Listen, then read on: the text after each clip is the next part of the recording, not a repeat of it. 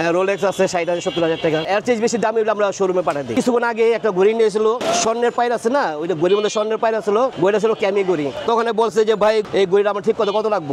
তখন আমি বলছি দেখেন এই ঘড়িটা ঠিক করা থেকে আপনি না ঠিক করে ভালো। কয় না এটা যত টাকা আমি ঠিক করবো। আমি কেন, ওই ঘড়িটা আমার দাদার ঘড়ি, এটা অনেক আগে, ঠিক আছে, ক্যামি ঘড়ি। তখন আমি বললাম যে ঘড়িটা খুলে আমি দেখি, তখন দেখলাম যেটা আগের মেশিন, এটা বর্তমান মেশিন না, এটা 1980 সনের মেশিন হবে। তখন আমি বললাম হ্যাঁ ঘড়ি দামি ঘড়ি, ঠিক আছে, আর এটা স্বর্ণের পাইর, এগুলো মেশিন তো আগে চাবিওয়ালা মেশিন। তো এখানে না করে আপনার সরাসরি পাটুলি চলে যান গা, ওদের এগুলো পাস পাইবেন। তখন বলে ভাইজান আপনি সুন্দর একটা কথা বলছেন, তা আমি ওইখানে যাবো, যত টাকা ঠিক করে আমি এখানে আমাদের যদি আমি দাম বলি এগুলো পাস আমার কাছে নাই। এখন বর্তমানে আমাদের আসলে যেগুলো আছে মানে ব্যাটারিওয়ালা সার্কিট, এগুলো ঠিক আছে, চাবিওয়ালা কোনো আমাদের মাল নাই এখানে। হয়তো কেউ গরিব ব্যস্ত আসে আমরা রাখি না। অনেকজন বলে ভাই গড়ি বিক্রি করবো টাকা বসছে, তখন আমরা বলি না আমরা এখানে কিনবো না, কারণ অনেক সময় গড়ি কিনতে গেলে আমরা বিপদে পড়ে যাবো। হয়তো এইরকম করছিলাম, কিছু বিপদে পড়ছিলাম এই কারণে।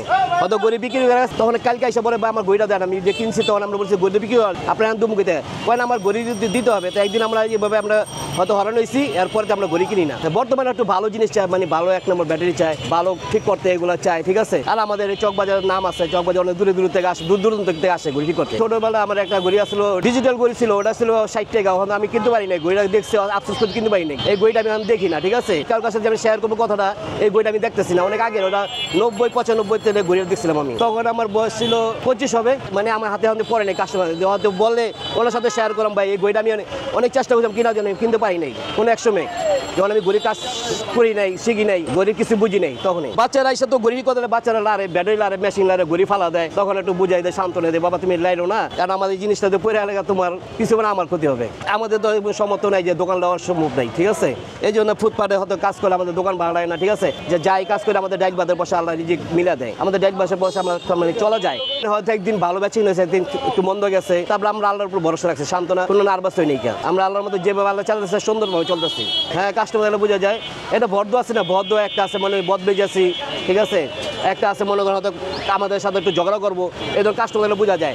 যখন ঘড়িটা দেয় তখন ঘড়ি দিলে তো একটু দামাদামি করি, আমরা ভালো মন্দ একটা কথা বলি, ঠিক আছে, তখন একদমই ওরা মেশিন লাগাবে, একদমই ব্যাটারি লাগাবে, একদমই ঠিক করতে বলবো, যে বলবো টাকা দিয়ে থাকেন না, আপনি যা মন চায় আপনি সুন্দর ঠিক করেন, আমার জিনিসটা ভালো হয়।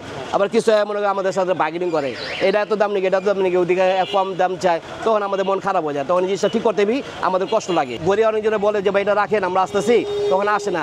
হয়তো আমরা সপ্তাহখানি দেখি, 1 মাস দেখি, পরে 3 মাস দেখি, 3 মাস পরে হয়তো ঘড়ি যদি হারিয়ে যায়, আমাদের কোনো ডকুমেন্ট নেই, কার্ড নেই, মেমো নেই যে আমরা ওনাদের কাছে দিব, ঠিক আছে।